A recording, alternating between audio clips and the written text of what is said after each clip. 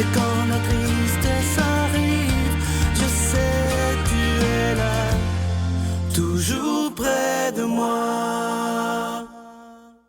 Bon samedi, bienvenue à votre émission de la Victoire de l'amour. J'espère que vous allez bien ce matin, qu'on se prépare à vivre une belle fin de semaine. Et pour bien la commencer, on rejoint notre petite sœur sourire à nous, sœur Angèle.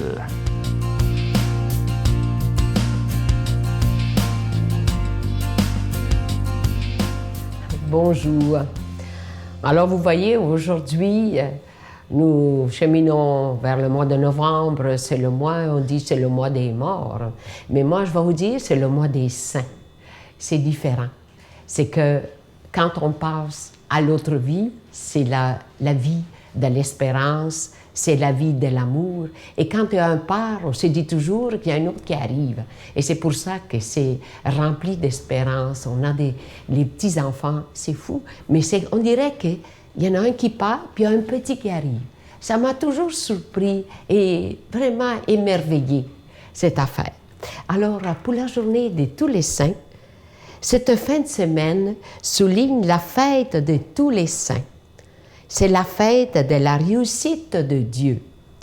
C'est la fête des gens heureux. Ceux et celles qui ont su marcher à la suite de Jésus sur le chemin de vie que leur avait été tracé. La sainteté est accessible à tous. Prions les saints de nous aider à parcourir la route pour y parvenir et n'oublions pas que nous pouvons tous en Dieu et son secours ne nous manquera pas si nous avons confiance à sa bonté. Voyez-vous, c'est pour ça qu'on a des saints. Et chaque personne, c'est drôle, on a un saint, qu'on a confiance. Ma mère, c'était Saint-Antoine. Dans son livre, elle a à peu près 20 photos de Saint-Antoine. Je me demande quand il était jeune, quand il était plus vieux, puis en tout cas, elle, c'est Saint-Antoine. Moi, c'est Sainte-Angèle. Bon, il y en a qui c'est Sainte-Hélène. Mais j'ai hâte qu'il y ait une Sainte-Ginette, parce que les Sainte-Ginettes, il n'y en a pas. On va peut-être en sortir une. Avec le temps, on ne sait pas. Avec la foi, le Seigneur a donné cette grâce. Et c'est pour ça que dans le monde, on voit la lumière qui éclaire nos cœurs. Et qu'on s'est dit, grâce à Dieu, on est capable de pouvoir passer à travers. On est pour une autre vie. Et moi, je vous dis, souvent, j'ai des gens qui me posent la question, « Sœur Angèle, avez-vous peur de la mort? » Non, j'ai pas peur de la mort parce que je pense que j'ai rempli ma vie.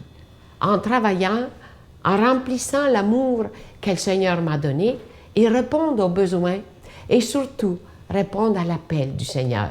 Ça, c'est une autre affaire.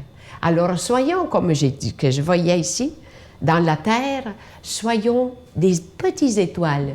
On a chacun une étoile pour chacun de nous et aussi pour chacun de vous.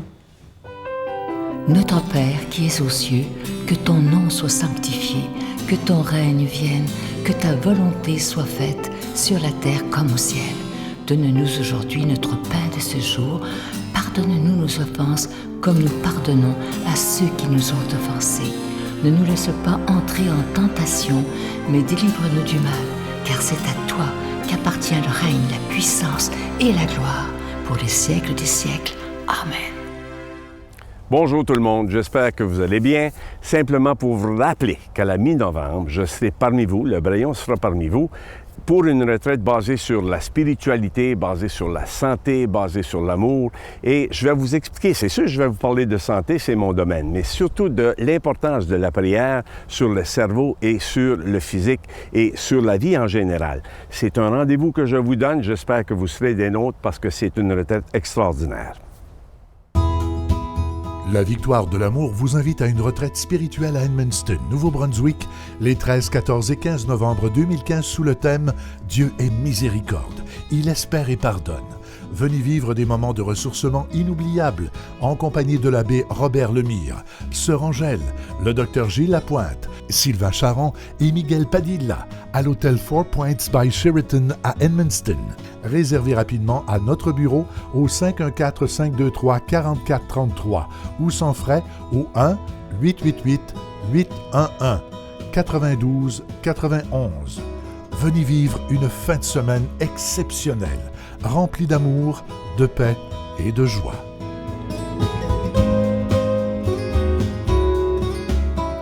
Toujours dans ce beau mois d'octobre, mois du rosaire, mois qui est dédié à la Vierge Marie, je vous le dis depuis déjà plus de 3 semaines, c'est un mois où on n'offre pas de cadeaux avec un don mensuel parce que ça a été plus difficile dans les mois passés. Et on s'est dit, toute l'équipe, même avec Sœur Angèle, on va demander aux gens un geste tout à fait spécial en ce mois d'octobre pour qu'on puisse payer nos factures, premièrement, et continuer de pouvoir annoncer la parole de Dieu par la télévision. C'est tellement important de nos jours.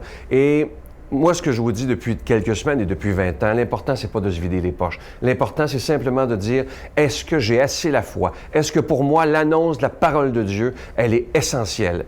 Jésus nous dit dans l'Évangile, allez de par toutes les nations annoncer la bonne nouvelle. Et aujourd'hui, la meilleure façon d'aller par toutes les nations, c'est les médias, bien entendu, mais il faut payer pour être à la télévision. Alors, moi, je vous fais confiance totalement et je remets cette situation dans le cœur de la Vierge Marie. Je vous donne l'adresse en vous remerciant de tout cœur de votre don tout à fait spécial. La Victoire de l'amour, casier postal 120, succursale Boucherville à Boucherville, le J4B 5E6, je vous la redonne. La Victoire de l'amour, casier postal 120, succursale Boucherville à Boucherville, le J4B 5E6. Également par téléphone, par carte de crédit du lundi au vendredi de 8h30 à 16h30 dans le 514-523-4433, 523-4433 ou sans frais, le 1-888-811-9291, 1-888-811-9291 et notre site Internet, le www.lavictoiredelamour.org. Merci de tout cœur.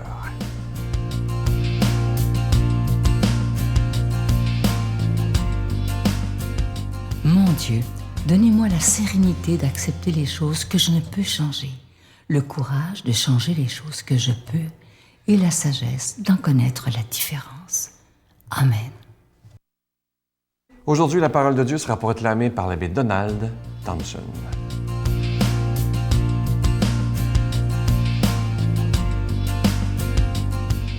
Bon matin, déjà la fin octobre, hein? Et aujourd'hui, on a l'Évangile, un extrait d'Évangile dans Saint-Luc au chapitre 14. Écoutez bien, Jésus disait, « Quand tu es invité à des noces, ne va pas te mettre à la première place, car on peut avoir invité quelqu'un de plus important que toi. Alors, celui qui nous a invités, toi et lui, viendrait te dire, « Cède ta place. » Et tu irais plein de honte prendre la dernière place. Au contraire, quand tu es invité, va te mettre à la dernière place. Alors, quand viendra celui qui t'a invité, il te dira, « Mon ami, avance plus haut, et ce sera pour toi un honneur aux yeux de tous ceux qui sont à table avec toi. Qui s'élève sera abaissé, qui s'abaisse sera élevé. » Vous voyez, on a une page d'Évangile aujourd'hui, j'oserais dire, sur l'humilité. Hein? Si vous voulez bien, on va réfléchir un petit peu sur l'humilité. Est-ce qu'on peut accepter les paroles de Jésus sur l'humilité dans le contexte actuel? On vit dans un monde qui met en valeur la réalisation de soi, l'épanouissement personnel, qui propose des stratégies pour obtenir les premières places. Hein? Les tensions sociales sont si grandes que tout concourt à nous laisser croire qu'il faut nous centrer sur nous-mêmes, à l'abri des besoins d'autrui pour parvenir au succès. Là, on a une espèce de culture dans ce sens-là. L'individualisme l'emporte sur l'engagement social, comme si le privé tenait les clés du bonheur. Comment interpréter la consigne de Jésus sur la dernière place et la mettre en pratique dans un tel contexte? J'aime bien cette petite parabole de Jésus qui ne condamne pas une juste et saine appréciation personnelle. Remarquez bien, Jésus ne condamne pas ça. Nous avons une place à table. Hein? Jésus n'a jamais parlé contre l'amour de soi ou insinué la nécessité de nier ses talents, ses richesses, ses réussites. Dans l'Évangile, rien ne laisse croire que le disciple doit marcher la tête basse. refuser toute reconnaissance, s'humilier ou se laisser humilier. Il ne s'agit pas non plus de s'abaisser dans l'espoir de s'attirer des compliments. Vous savez que la fausse modestie, comme l'orgueil, n'est pas de mise. Devenir humble selon l'Évangile, c'est accéder à une vérité intérieure. C'est, j'oserais dire, porter un regard honnête sur soi-même en prenant conscience de ses forces et de ses faiblesses, en acceptant ses limites et du même coup, son besoin des autres. Et le regard est libérateur à ce moment-là, il place sur la route des autres et se place sur la route des autres. Regardons encore, approfondissons cet évangile ce matin. Il y a un sage un jour dans l'Ancien Testament qui nous dit que l'humble se distingue du vantard et de l'orgueilleux par son désir d'écouter les autres. Alors, voyez-vous, il ne s'agit pas seulement d'entendre, mais d'écouter, c'est-à-dire de s'intéresser à l'autre, chercher son meilleur intérêt, se réjouir de ses succès, reconnaître la valeur de l'autre aussi. Celui ou celle qui écoute avec humilité, souvent va rester discret, ne posant que les questions qu'il faut pour permettre à l'autre de s'exprimer tel qu'il est, sans peur d'être jugé. Vous savez, le respect de l'intimité remplace toute forme de curiosité. Et cette qualité d'écoute suppose que la personne humble est d'abord entrée en elle-même pour se voir en toute vérité, s'apprécier, s'avouer ses vulnérabilités, reconnaître son propre besoin aussi d'être écouté. Et cette personne-là s'est ainsi préparée à écouter les autres avec un cœur compatissant. Vous savez, une oreille qui écoute impose un détachement de soi. Plus tu es grand, plus il faut t'abaisser. Conseille le sage, pour éviter d'envahir les autres ou de les écraser sous le poids de ses richesses. En conséquence, les autres peuvent prendre la place qui leur revient. Et par cette recommandation, le sage dévoile un secret pour rendre nos relations humaines beaucoup plus harmonieuses, et l'expérience lui donne raison. Côtoyer une personne vantarde ou orgueilleuse, remarquez, ça nous amène souvent à douter de nos propres capacités, à nous sentir diminués et à perdre le goût de partager ou d'être écoutés. Toute sa vie, Jésus a mis en pratique ce conseil. Détaché de lui-même, il saisissait les besoins des autres et comprenait leurs peines. Et avec lui, on pourrait dire une chose, c'est que les personnes ont vraiment été écoutées, c'est-à-dire saisies de l'intérieur. On n'a jamais vu Jésus s'imposer ou se grandir en diminuant les autres et on n'a jamais entendu se déprécier. Vous savez, l'humilité traversait sa manière d'être. Pas question ici d'humiliation, mais un regard vrai sur soi, sur ses grandeurs et sur ses faiblesses. Alors Jésus a montré que l'humilité prend racine au fond du cœur et fait naître une grande liberté intérieure. Vous savez, devenir humble finalement, c'est pas facile et quelques petites conversions intérieures s'imposent toujours, mais donner n'a rien d'humiliant. Alors devenir humble, comme le demande l'Évangile, est un travail qui exige notamment de faire la vérité. Pour ce faire, on a besoin de Dieu, lui qui prend soin des pauvres et des petits.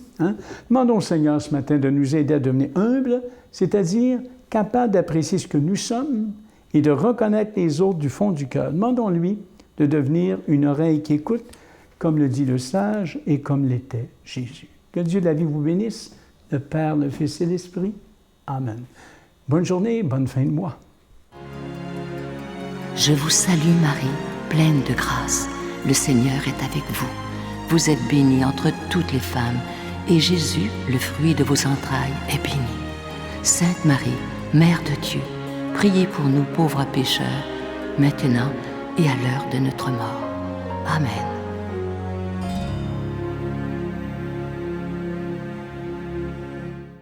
Je vous invite à ne pas manquer demain. Vous savez qu'on est pour les prochaines semaines dans les meilleurs moments du 20e anniversaire de la Victoire de l'amour. Rappelez-vous, ça avait lieu le 16 mai dernier à l'Aréna Maurice-Richard de Montréal. Il y avait plus de 6000 personnes de rassemblées. Et cette semaine, on vous présente tout d'abord un magnifique chant avec Alexandre Bélair, la conférence de l'abbé Robert Lemire, vous allez voir, il est en feu, et la chanson La Colombe avec William. C'est d'une beauté incroyable. À demain. Vous savez, quand tu as un besoin, puis tu dis hey, « Qu'est-ce que je fais? Ah, il me semble que je vais faire telle affaire, va acheter telle chose. » Je cherche le bonheur. Mais tu ne trouves pas le bonheur dans des avoirs. Puis tu ne trouves pas le bonheur dans les faire non plus. Mais tu trouves dans ce que tu es, dans l'être.